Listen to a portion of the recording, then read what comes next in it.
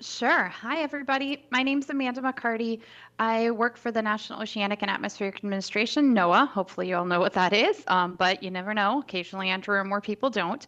Um, NOAA is incredibly excited to be part of this really important partnership with the American Society of Civil Engineers and grateful for the work that the organization and University of Maryland have put forward to working on infrastructure resilience and hazard resilience. I watched this partnership be created from afar with tremendous amount of admiration. At the time, I thought it was one of the most exciting things that was going on in the resilience space. And when I came to my role at NOAA about just over a year ago, I was excited to actually get to be part of the work from afar. And as devastated as I was when Ben D'Angelo departed, I was incredibly honored that Dan and Bilal and Brian and Megan and the team invited me in to be one of the co-chairs for this and to lead NOAA's engagement in this upon Ben's departure. I'm really glad that everyone's able to join today. I'm excited that there's so many people who are able and allowed to travel and be there in person. And I'm really grateful to see so many people like myself who maybe can't be there in person for a variety of reasons, travel restrictions or whatnot, but joining online. I think we have a tremendous community that we're pulling together here and that will continue to build on this important work. I want to assure everybody that NOAA is still committed to this work. We believe that co-developing information and supporting the application of that to make real decisions that increase resilience of the world are important. I don't know if you've all seen the executive order on state and local preparedness, executive order 14239, but as part of that, we're participating in a review of federal policy related to critical infrastructure and looking at how we can support risk-informed decision-making for both prioritization and investment in infrastructure. So we continue to, work to try and move this critical infrastructure work forward. From the perspective of where I sit, it's absolutely critical that we bring together the scientists and engineers, and we've been, very successful in doing that. We speak similar but different languages, and we're learning to speak each other's languages better. But we're really excited here at this workshop today that we have an even broader community involved. We know that most work on infrastructure is done at the local or community or individual asset level, either with state or local partners or private sector entities. And we also know that the people doing that work are incredibly busy and they're trying to bring in a large amount of information and stay on budget and stay on schedule. And so our goal is to make it as easy as possible to prepare for the hazards of the future. In line with NOAA's mission to understand and predict changes in the environment and to share that knowledge and information with others, we are here today in full force. You're going to see a large number of my colleagues from NOAA, some of whom actually departed the agency recently, but are still committed to this work despite no longer even being NOAA colleagues. You're also going to see that we have a dedicated space with a tools cafe for our industry proving grounds where you can see a variety of resources that we have been moving forward. You're going to hear about our sustained efforts, some of the Earth system modeling that we're doing. And so you're going to get to see a lot of data and a lot of models, but you're also going to hopefully meet a lot of the people from NOAA who are the translators of that information, who do decision support services. So in addition to the amazing conversations that we will have during the panels, I also look forward to the discussions and questions that we have following those panels and the hallway conversations for those who are there in person. So looking forward to all talking together about how we can move forward with an even broader community of practice working on this than we've had in the past. I agree with what Bilal said, that building codes are one of the largest potential opportunities for resilience, and we need to have an informed community ready to work with those building codes and standards, and also to continue to innovate, advance the science, and advance the collaboration between scientists, engineers, and those who are actually making decisions about infrastructure and building that infrastructure. So looking forward to talking with you all over the next 2 days, and I will turn it over to Dan for his opening remarks. Thank you. Thank you, Amanda. I appreciate that. I'm just going to try to bring it back. We've touched on a lot of different topics already this morning, just in the hour and a half that we've been together.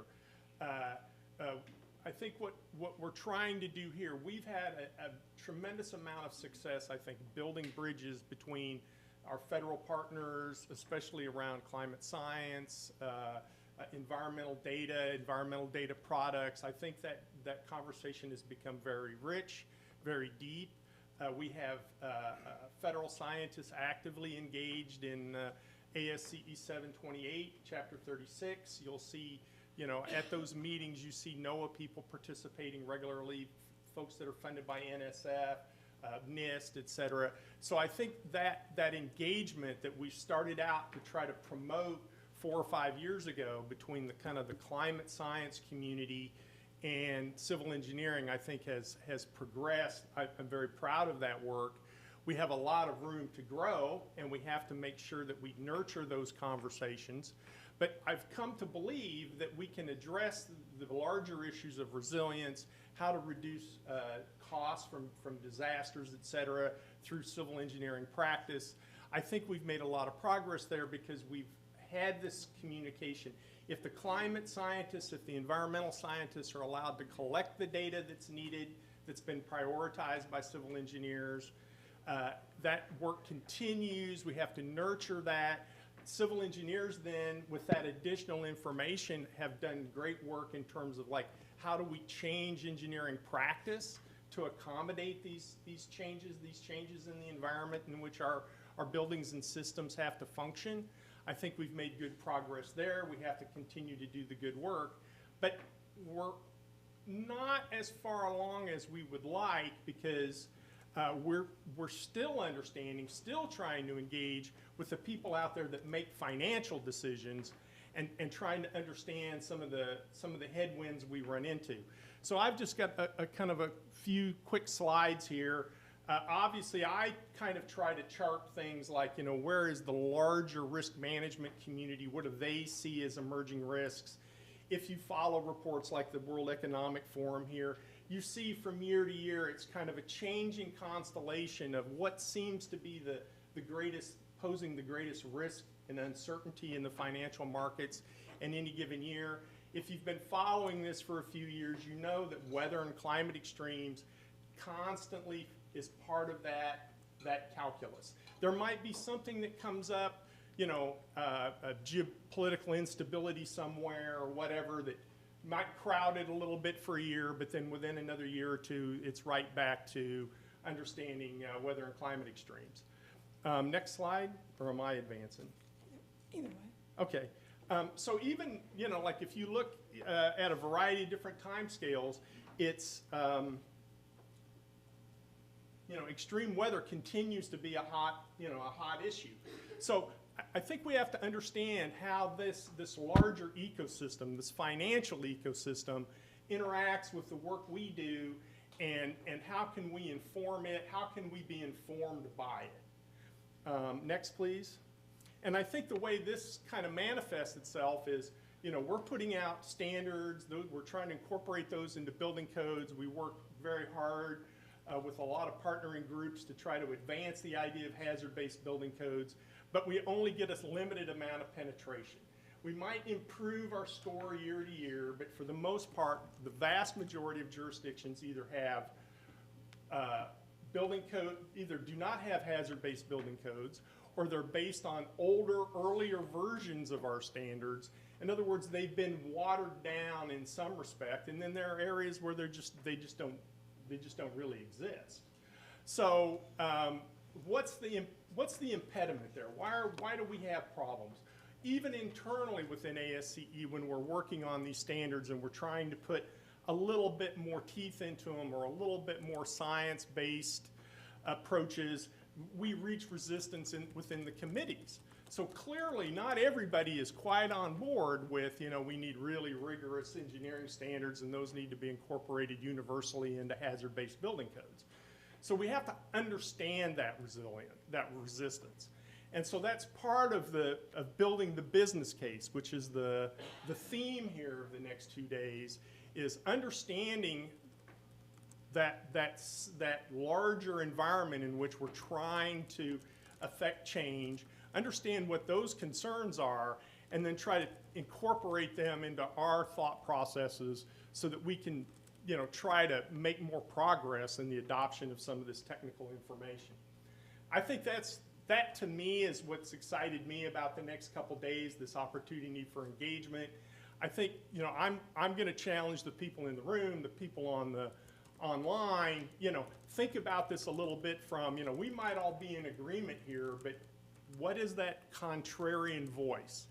Who would not agree with what we're just saying, and what might be some of their motivations? Can we address those motivations? Is cost an issue? How do we do this and assure people that we're going to do it in a cost-effective manner? I think those are the kinds of things we have to think a little bit outside our comfort zone to realize we're in a world right now where not everybody agrees with us. And then just this last little slide. I think the other thing that's important, there's a number of studies that have been done that have consistently shown that for every dollar of investment we make as a society in resilience, you get any multiplier in terms of savings. Okay, I've seen studies from $12 to $20 return on investment, but that's fine if you're making decisions at the national level and you have an apparatus that can then drive those decisions down into local constituencies. That's not the world we live in. So what we have to understand is, where do those benefits really accrue? If I put additional cost into construction and I'm a builder and I have to see a return on that investment, I have to be concerned about what's that price increase going to do? Is that going to soften the market for my product, right?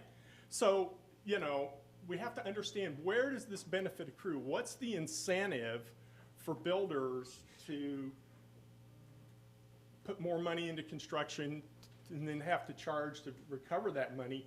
They have to do a price increase. What's the incentive for them to do that? Does that incentive come downstream in terms of who's lending the money, or who's going to insure the property, or who's going to purchase the property? Are they going to see that value?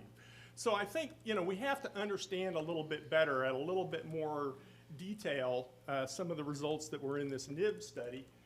What does that really mean? How do we engage with those different communities? And that's really kind of the plan for some of these sessions today, is to help us kind of plumb that discussion a little bit more, a little further. We started last fall with the Finance Summit. This is kind of a build out from there, in my opinion. Anyway, that's the last of my comments. So questions at this point? Matt's bringing the microphone, so just hang on. And just let me know if you're addressing it to me or Amanda, so that Amanda can weigh in. Robin Kemper. Dan, it's to you. Go back a couple of slides. You had that of the United States, red and green states, and Yep. I was having trouble, sorry folks, of understanding higher resistance versus lower, because to me the green would be those who really are willing to adapt, and the red may be those who aren't. So I'm confused. Which is which? This is a complicated figure, to be honest. I've never presented this and not had somebody ask the question. So I don't feel so badly now. Okay, thank you. I should go back over here. Thank you. You bet. Thanks, Matt. Just remind me, I'm actually very directable. Yeah, this is a very complex figure because it gets into a number of different things. Is it individual jurisdictions? Is it against what standard? But yeah, basically the green states have done a better job of adopting resilient building codes. The red states are farther behind for a variety of different reasons. All right? Thank you. Got one here. Yeah, Gary Ehrlich, National Association of Home Builders, and I see this chart in a lot of different presentations. One of the things to understand, and may have formed some of the larger discussions, but it's just information. This is a very binary chart. It's not only have you adopted, a current edition of the building, of the building code, International Building Code, Residential Code, but have you made any amendments whatsoever? And I gotta tell you, a lot of those red states actually do adopt a new code edition every 3 years. But if you change one thing related to hazard resistance in any way, FEMA is dinging you and they're treating you as if you haven't adopted a building code in a long time. So you could say, take out the 1 foot of freeboard on flood and leave everything else, leave seismic, leave high wind, snow, everything else the same, and FEMA will throw you in that red category. Even though you actually might be a better actor in general because you're adopting every 3 years than, a state that doesn't have a statewide code at all. Maybe the major jurisdictions, have adopted something. So there's a very binary thing going on there that needs to be understood. No, thanks, Gary. That's exactly the kind of perspective we need. We have to understand really what we're looking at. Over here? Thank you. This is a GQ from the National Institute of Building Sciences. Dan, I like your last slides because that's our study, our report on the co-beneficiaries. I just want to share on that one. In fact, there are quite a few folks from NABES on the Committee on Finance, Insurance, Real Estate will be at the workshop as a speaker, talk about the co-beneficiary, how we can pay for the actual cost. One thing I want to share, that's something, I'm an engineer by training, I'm a member of ASCE, but I think that's a very important point to bring in the real decision makers, who has the money, who has the investment incentives. So when we publish another report, that's the one kind of done by the CFR committee, funded by Fannie Mae, but that's only the starting point. When we work on that report, I think it's easy, like everyone benefit, etc. But everyone has their different starting point, right? How do you talk with the insurers? How do you talk with the lenders? How do you talk with the real estate home builders, etc.? So I just want to say this great audience, I would welcome all future collaborations to see how we can really make things happen. That's really a starting point. So, thank you. All right, thank you very much. Other questions or comments? Yeah. It's a very informative talk. You can go to the next slide about the different parties. Yeah. I just Can we get make that surprised. a little Yeah. bit bigger so everybody can read that? Sure. Yeah, let me- For example, like for the developer, essentially there's no incentive to do anything to improve resilience, which is kind of be strange. And also, for the communities, for example, for the wildfire, essentially there's also no incentive for the communities to take up some resilience measure for wildfire. So what do you think, what's the reason for that? I don't know. See, I'm here to ask questions, not answer questions. We're waiting for a microphone. Just a second, Gary. We'll get you. You're right after him. So the question is why there's no incentives for the wildfire. So let me put it this way. This is engineer's calculation. Sometimes we simplify things, we put some numbers in, right? So I think there's always incentives for everyone. For communities, normally that's the reduced response cost, relocation, et cetera. So in this case, I think this is on nationwide. When we did the analysis, it's based on the 2018 ICC WE code. In a way, I think back then, we don't have the wildfire is not a big thing. Also, wildfires can be costly to mitigate. So I think it doesn't show the scale. There's a very minor thing. It's not showing the scale compared to other stakeholders. But again, this is a starting point. So another thing we do is like, in the ideal world, let's say for $1 you save $6, right? That's the number everyone knows. We say, okay, what's the incentive for the lender, for the insurers, for the real estate?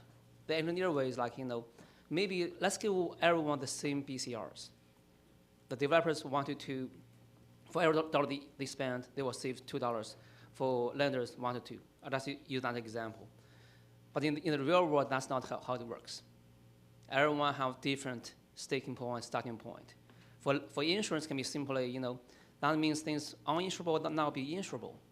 Now I will have more market take up for my insurance, etc. So again, this engineer's way as a starting point, But I think everyone agrees mitigation saves. But how do you engage the different decision makers? That's the, I think that needs a long collaboration, how we educate different stakeholders. Again, this is an engineer way.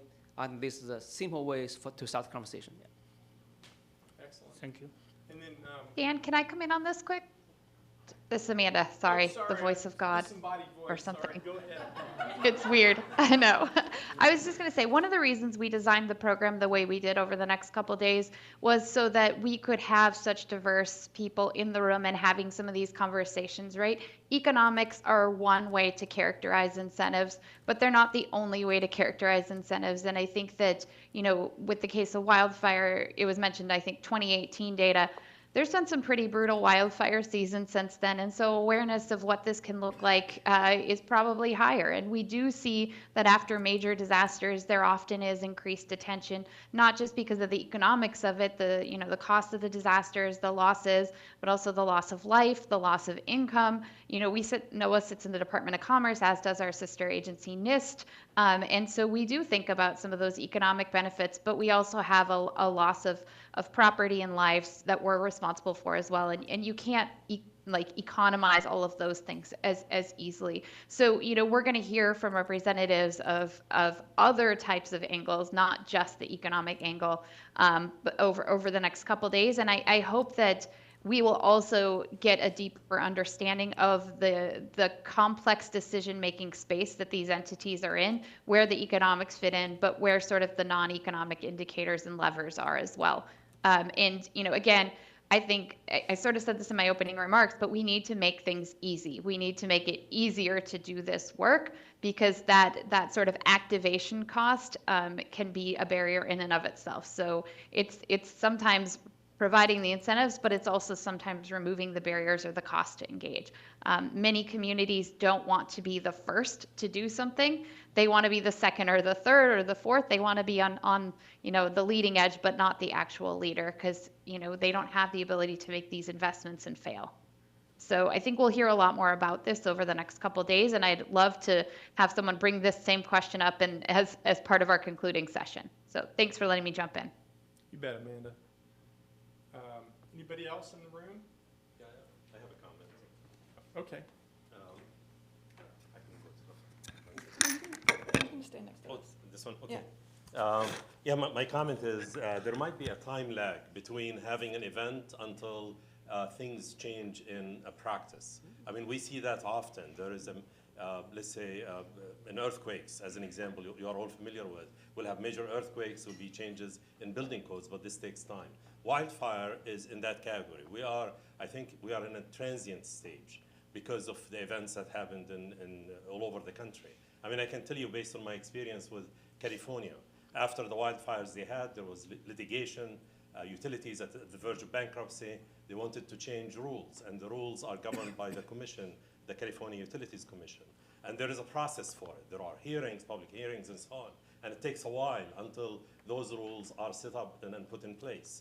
The same thing with our practice. It takes time. So I think if we take that figure and update it, which may be the intent of NIPS, if you update it with time, you'll be able to see how long does it take for things to change.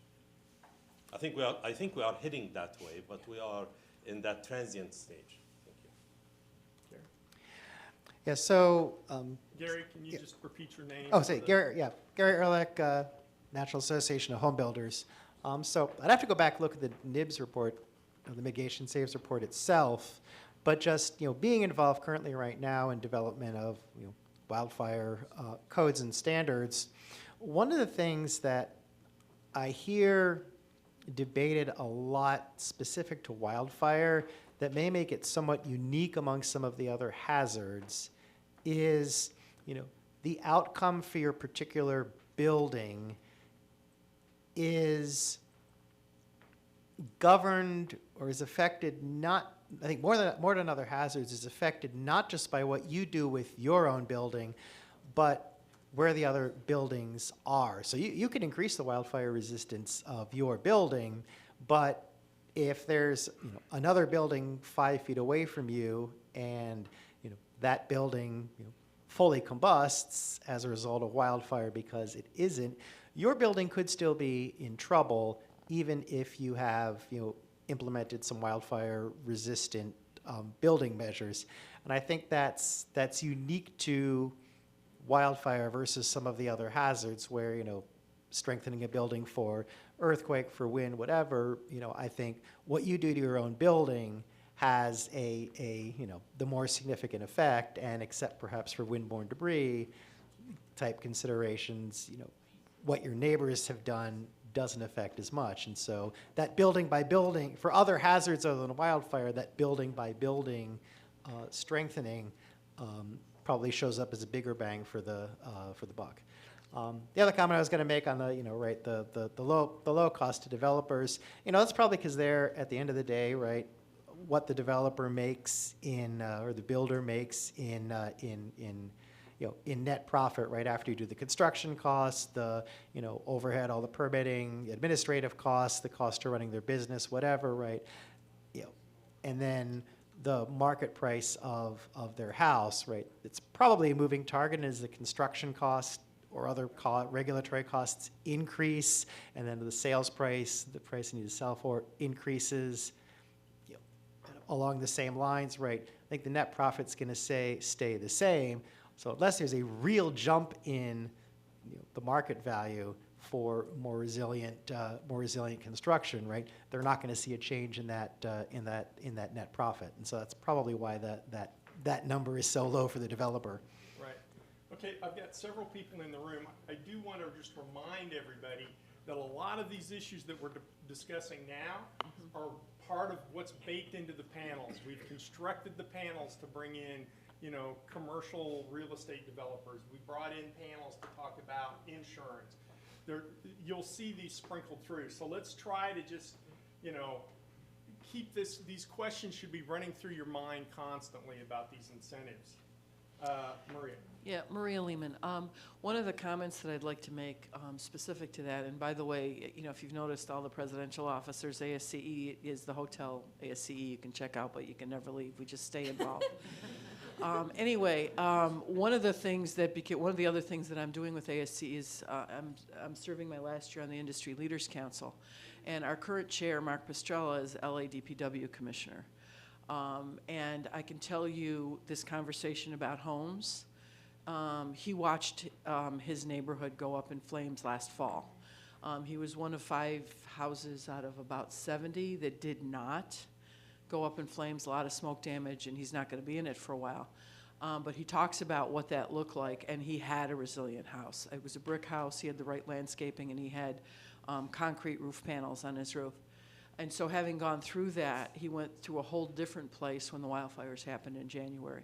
But what I can tell you is when you have that personal experience and you're wearing your heart on your sleeve, what that means is when they talked about the 20,000 plus things, homes and ancillary buildings and commercial buildings that had to be demoed as a function of the wildfires that happened earlier this year, they were supposed to be done in 18 months. When we talked in May, they were 75% done because they found new ways to partner and new ways to address, and now they're working on addressing the resilience factor of how they rebuild. But I just had something come across my desk that they're within weeks of being done. So they will be done in 6 months instead of 18 because senior people, I mean, the number 3 person at the Corps was involved, as was Mark, on behalf of the entire county and the city of LA, because they got a lot of stuff going on, right? And they got to prep for the next wildfire season. So I think when you start thinking differently about how you attack it and you have passion for the subject, you really can make incredible difference. Thanks. Yeah, in the back of that. Good morning, Yvette Downs. I'm on detail as partnership liaison with NOAA. And I think I just kind of want to wrap up some of what you said because, yeah, I think that chart was perfect for indicating a status at a point in time and with certain data and starting to rethink how we present that data, what should be in it, what shouldn't be in it. With communities and wildfires, does it include, did it take into account at the time, what the impact is to the city and the community on the cost of firefighting, on healthcare costs, right? because healthcare costs go up. What are the hospital costs? What are all of these other costs that are involved? So we can start to ask ourselves these questions. Are we measuring the right things so that when we go to revamp them, we have the right things included in it? And over the next couple of days, I think that's exactly what we're going to be here to talk about. And I'm excited about that. And it also begs us to ask the question, who are the right partners on these conversations to weigh in and make sure we have the right information in our metrics so that we can show those and demonstrate that business case to all those involved. All right. That was it. Thanks for that. We got an online call. Is that what you're telling me too, Matt? Okay, go ahead, Eric. Okay. All right, this question is from David. David, I'm just going to just jump to your actual question. Dumb question and aware of NIBS resources, but is there a list of solutions out there that create big return on investment that people can see and understand?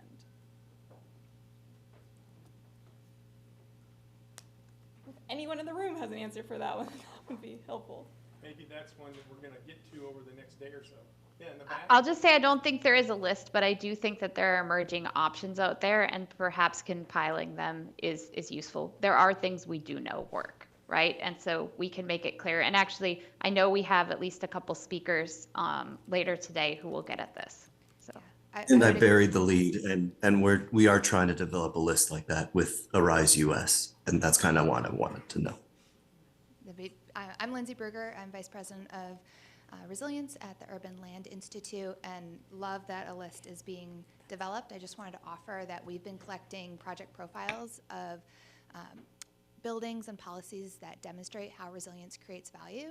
Developing resilience.uli.org. It's free, it's open. We'd love further contributions.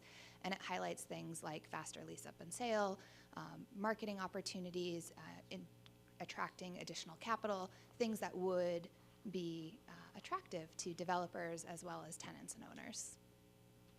All right, thank you. All right, I think we're at their break, and we're back on schedule, so that's great. We got a 30-minute networking break, so folks in the room can get up, introduce yourselves, start some of these conversations. If you're online, please be sure to be back online, ready to go, I would say a few minutes before 11, because we want to start at 11 sharp. If you get a chance, especially for folks online, go and look at the bios of some of the speakers that we have coming up. I think you'll understand better their perspectives and what they're bringing to this if you take that few extra moments to do that little bit of homework. But other than that, we're going to break for 30 minutes. Thank you.